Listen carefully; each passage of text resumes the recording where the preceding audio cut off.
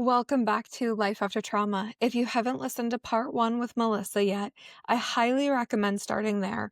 We laid a beautiful foundation for what's to come. Please keep in mind this episode contains discussions of trauma, abuse, and other potentially sensitive topics that may be activating for some listeners. Please take care while listening and pause if you need to. Your well-being is what matters most. Let's get into it. I'm really glad you mentioned the body because feeling in your body, like really paying attention to what is happening physically. Like you said, Yes. are you getting really tense? Are you feeling uncomfortable? Are you getting anxious? Is your heart starting to race? Are you sweating? There's so many ways that your Yeah. body is signaling to you that something here is not right. Yeah. And that's an area that you can look at to figure out what boundaries you want to set there. For the people that you mentioned earlier, when we try to set a boundary Yeah. and they are not very receptive to it, Yeah. how do you recommend handling those conversations?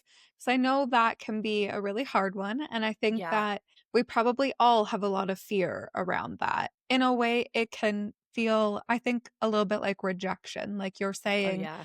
I need this, and this person is not accepting that. I feel like there is a lot of fear around those conversations. What advice do you have there? Hey, this is a hard one, and I'm not going to Mhm. sugarcoat it. It's not, you just have to keep going back to what feels healthy for you and it's keeping it in I statements. And you cannot control how they're going to receive it, especially if it's not how they're used to you showing up for them. So you make sure going into the conversation that you're calm, that you're collected. You maybe even have jotted down some notes so that you don't get off track. Because many times when people start getting defensive and hearing what they want to hear, they'll try to change the subject. They'll try to get off topic. They'll try to steer it back at you and make it you're being selfish or I don't understand what you're saying. And having that script in front of you so that you can stay on track. Like, I appreciate that's something that you've brought up, but I would like to stay on track here because this is really important to me.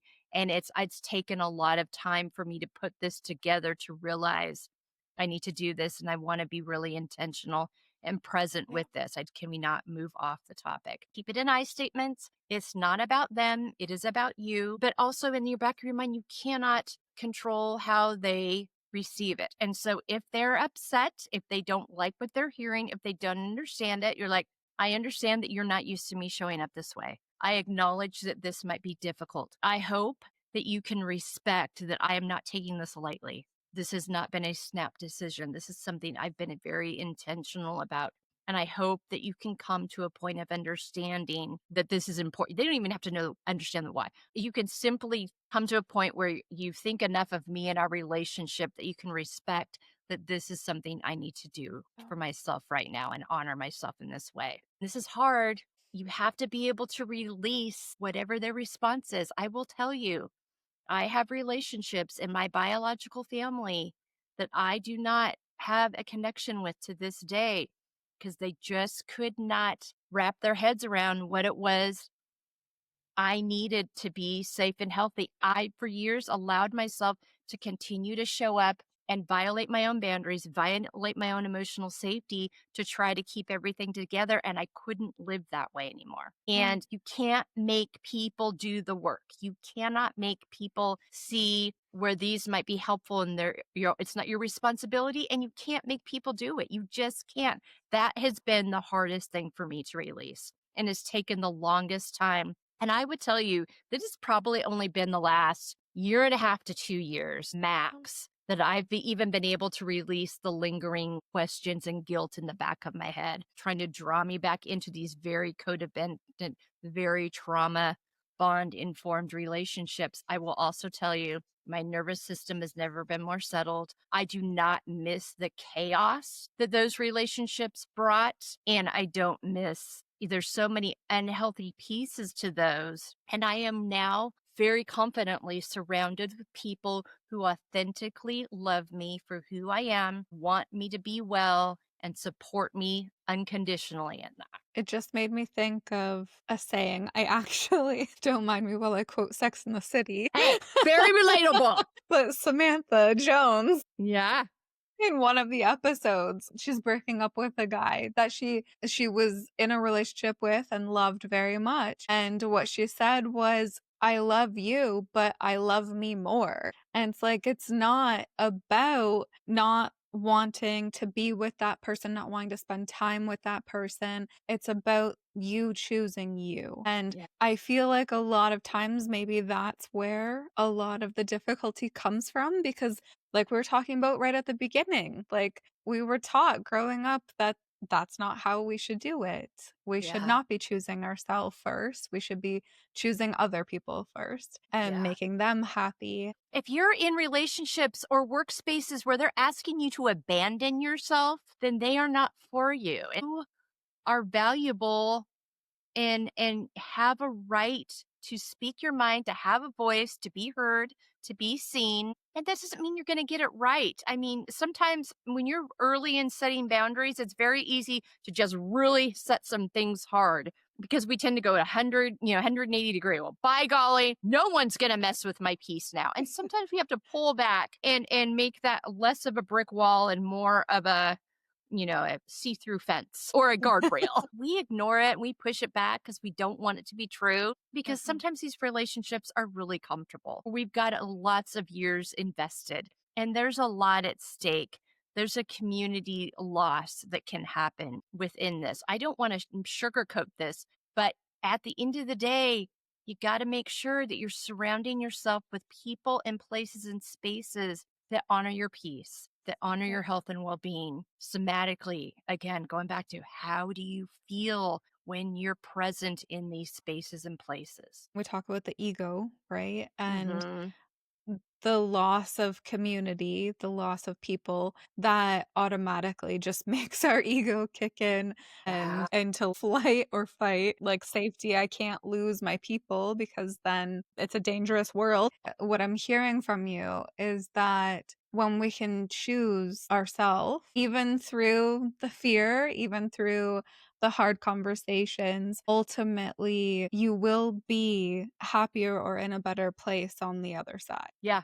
You just will. I mean, and it is unfortunate that we have to make these decisions sometimes for ourselves in these relationships, but it's also what we owe to ourselves and the people that really are for us. Because I am so much better now in the relationships that I do exist in terms of how I show up. I feel safe. I feel seen and heard. I'm authentic. I'm present. I'm listening. And I'm getting the same from them. It doesn't feel like a threat anymore. I'll give you an example. We just spent the holidays with family members, and my sister-in-law was like, "Thank you so much for including us. This has been the best holidays we've had in years. This Mm. group, these people, we feel so loved, so welcome." And that's what it should feel like. Fortunately, not everybody can always show up that way all the time. And that can be really hard. Also, again, going back to that releasing what is our responsibility and what isn't. I just want to dig a little bit deeper Mhm. into how do you deal with the feeling of loss? Because I feel like when you are setting those boundaries and you're going into it knowing that some people might not be in your life Yeah. anymore after this or maybe not in the way that they are, how do you deal with the loss of that person, like the grief if that relationship does kind of fall away? I think the first and foremost thing is you have to honor the grief. So many times we want to push away the hard feelings and push away the grief or get really defensive or channel it into anger instead of just, you know what? That was hard and that hurts. And I'm going to miss these parts of these relationships to this day. There's a relationship in particular. There was a movie the other day and reminded me of memories with this person that I had growing up that I was like, gosh, if our relationship was healthy, this might be something I would want to take this person to. So Mm. allowing yourself to have those good memories of the good things and good times while also allowing yourself to mourn the loss of the relationship and resist the vilifying piece. We sometimes, when things go wrong in relationships, we try to vilify the whole relationship. No, you just got to a season where that relationship was no longer honoring you or your existence in a way that was supportive and helpful. So you had to make a very hard decision to say some things that were going to possibly cause a rupture in that relationship continuing in the way you had known. But also making being very aware and present with why you needed to do this for yourself. Don't rush to vilify. And just because you have good memories doesn't mean that making that decision was the wrong decision for you. Because both things can be true. I can own that I miss those parts of that person. And if they were in my life today, I would go enjoy X, Y, and Z with them while also honoring, but all the other stuff with them, all the chaos that created, I do not miss 1 ounce of that, and I do not want that back in my life again. So, yeah, being able to hold the nuance. I think that mindset right there is just, in general, a very important mindset to take in, which is both things can be true. Like, there are so many Yeah, situations in life where we see it as black and white, it's all or yeah, nothing. And it's like, yeah, no, like, there are many, many situations where both things can be true, both things can exist at the same time. And you'll like open your life more when you can absolutely. fully understand that. Yeah. We as humans, we just wanna, like, good, bad. We wanna moralize and vilify and get no, sometimes things are just complex, and a lot of things can be true at the same time. We are nuanced, complex people. We can feel multiple emotions at once. We can feel multiple things towards people at one time, but we have to sit with and honor what feels healthy for us now. Yes, I missed that thing about that person, but if I'm told you have to go see them tomorrow, how do I feel about that? Oh my gosh. Well, there's your clue. Our brain does not like things that are gray. No, it does not. And it wants a clear, concise answer. And it wants to convince you that if it's uncomfortable, it must be wrong. Or that if you don't get the response out of them you were hoping for, that that means you're doing something Ugh. wrong. Because they're going to start throwing around a lot of language sometimes to try to make you feel bad or try to guilt you back into changing your mind or doing something different. And that's why I talk about having that script so that you can stay on task and stay in the moment. And guess what? Sometimes you won't. And Yeah. sometimes you got to go back and be like, I need to do over here. I started to have this conversation with you last week and it got sideways, but I need to revisit it because I value myself and this is important for my health and I need to do this. Yeah, for sure. Can we talk a little bit more? We're going to go back again to self Okay. care. I Yeah. figured let's maybe end this on like a super fun, positive note. So I know you talked about your morning and how you like Mhm. to check in with yourself. Yeah. And I love that. I thought I would mention what I do in my mornings Yeah. that literally saves me. I was never a morning person. I was the person that would stay up all night and sleep literally as late as I possibly could and then get Me up too. and like rush wherever. Yep. That is not the case anymore. And it is all because of self care, which blows my I mind. know. Isn't that wild? Right? Now I'm the person where I'm like, "No, I will wake up like 3 hours before I have to start work just because I need my me time." Yeah. So, the things that have really made a difference for me is gratitude Mhm. journaling in the Mm. morning. I'm not somebody who fully gets into journaling because you might laugh at me when I say this. But I ebb and flow with it on how much Yeah. goes in there. Yeah. Well, and for me, it's because I have so much to say. So when I do sit down to journal, I'm like, okay, we have 30 minutes and then it's an hour and a half, and now I'm late again. So I struggle with keeping a regular journaling, but the gratitude journal has been key. I use the 5-minute journal, love it. And then I love to do just 10 minutes of yoga in the morning Mm. because, like we've talked about a few times in this episode, Mhm. it brings me into the present and Yeah. gets me into my body. And it helps me just really become aware of Mhm. where I am at. And I feel like it keeps that awareness for most of the day. Honestly, I think those are my two biggest ones. Oh, and I love Mhm. reading, but Mhm. that's if I have the time. Something that I tried a couple years ago because I was having the same like, "Oh my gosh, I have so much to say." I tried verbal journaling for a while. I didn't stay with it, but I recorded myself and then I would go sometimes I'd go back and listen to it later and jot down the high points, but it allowed me to get it out of my head and it's a lot quicker and you can even like transcribe it if you want it to. So that's something that really helped me too. I have done that. I have, Have you? because I was Okay. like literally, I was like, "Wait, I'm a podcaster. Why am I trying to write? I should just be talking this out." I know, so true. Yeah. That is so So true. I did find that helpful, Yeah.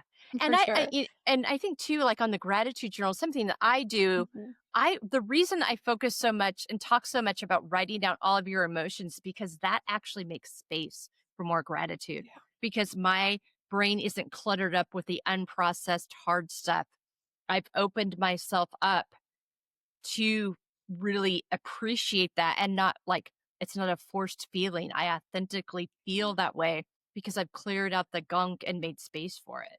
I just had a moment pop into my head. So I won't go into details on the moment, but there was a moment this week where I had to stand up for myself. And that is also really hard to do, especially in certain areas. And do you know, after I did it, how light I felt? I Mm. didn't even notice really how much it was weighing on me until I had the conversation.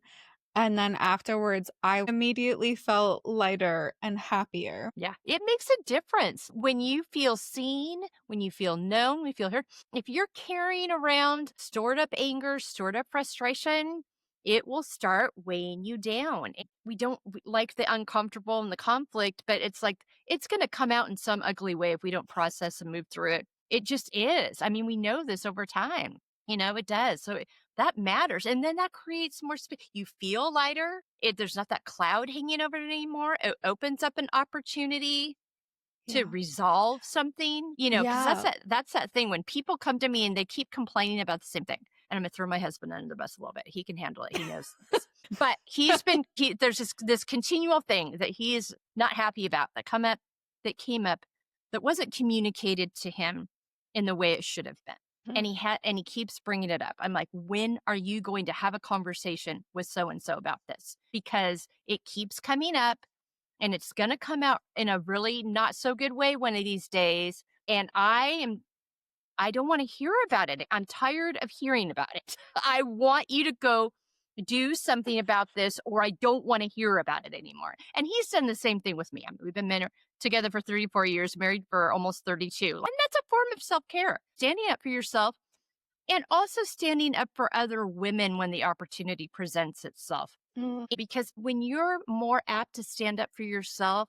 it gives you the courage and confidence. And it also is contagious. When others see you doing that, you're like, maybe I can do that too." So funny about your story because I do have one very similar, not a partner, but one of my friends was talking about something consistently, but it was something where it was actually outside of his control. Mm, And I just said to him, "I can't help you with this anymore. I think you need to see a therapist." Because yeah. you have to know that limit. I have been here, I've listened, I've supported, but we're at the point now where this is festering for you, and Yeah. that's not something I can help with. You need somebody that you can actually talk to who's trained to help you through that. Yeah. And it also puts the onus and responsibility on them that go find a tool that can solve this. And I'm not the tool. And this I relationship is am not not. the tool. Yeah, that's a great, yeah. We want to show up for people and we want to be good listeners and we want to be good friends. But there comes to Yeah. a point it's okay to speak up and say, reached my max point on this one. Have you thought about Yeah. this? And, like, I've had it happen a few times in friendships, and it is really hard because I'm a recovering people pleaser. Too. I'm battling all of those thoughts and feelings that are still there, but I Yeah. know that that's not the path that I want. I find that those conversations, if you can approach it out of love Hmm. and kindness, Absolutely. and you're not coming at the conversation with any sort of, like, Like, don't do it in the moment where you're like, "Oh my god, shut Right. up." Right. Exactly. Don't do it then. Wait until you're in a regulated place, and then Yeah. you can have that conversation in love and kindness and express yourself better. 100%. Absolutely. Yeah. Do you have any final thoughts or anything you wanna share? I think just know that you're worth investing in and know that Yeah. when you see yourself that way, that you're not only showing up well for yourself, but you're showing up well and better for other people. For me, that really starts with like start unpacking those layers and parts of yourself. If there are parts of yourself in your story that you don't love, start getting curious. And this comes from Ted Lasso, this comes from my therapist, this comes from a lot of people. Be curious rather than judgmental. And that will Mm, help you. You may not love that decision you made. You may not love that season of life, the relationships that were in it. But if you can get curious and meet yourself where you were at that point and be like, I don't love that. But based on this scenario, I understand why I showed up that way. I've learned this. I don't want to do that again, but I'm not going to hide it anymore. I'm not going to carry that shame around it anymore. I'm going to acknowledge it and process it. Sometimes there has healing that needs to take place, but when you that enables you to value yourself well. You don't mhm. carry around shame and secrets. You acknowledge, you're accountable, but you're kind and empathetic to yourself. You will prioritize what you value. And if you Yep. value yourself, you prioritize yourself. When you prioritize yourself and take care of yourself well, you show up so much better for everybody, so much healthier for everybody else. It's that analogy of the airplane mask, right? Absolutely. 100%. Yeah, Yes. You yeah. cannot help your child if you cannot breathe. Well, thank you so much for coming on, Melissa. This has been absolutely wonderful. Can you please share wherever the listeners can come and connect with you? I know you have a book as well. Yeah. So if you want to share all the things. Yes, if you go to embracinglayers.com, it's all there. You can find links to how you can buy our book, Embracing Layers Unapologetically. You can find our podcast episodes, panel episodes where I bring on panels of women together and we discuss the things that help us to live authentic and well and the things that get in the way of that. We have resources from all of our guests that they share that help them. We have blogs about the episodes that give you ways to engage with our podcast episodes. The ways to engage are also in our book. So it allows you to personalize it and really apply it and engage with them, not just listen and think, oh, that was a good idea, but a way to actually engage with it. And then you can fill out our contact form. I'm available to come speak to your groups about this framework that we use. But yeah, embracinglayers.com tells you where to follow us on social. Go there, it's all there. Awesome. Well, that sounds great. I will have it linked in the show notes for sure. Right. Thank you again so much, Melissa. This has been absolutely wonderful. You bet. Jessica, thanks so much for this conversation and for what you do on here. This is so important for women. We need to be having these conversations. Thank you for everything that you do. You are doing a Absolutely. lot, and we appreciate you for it.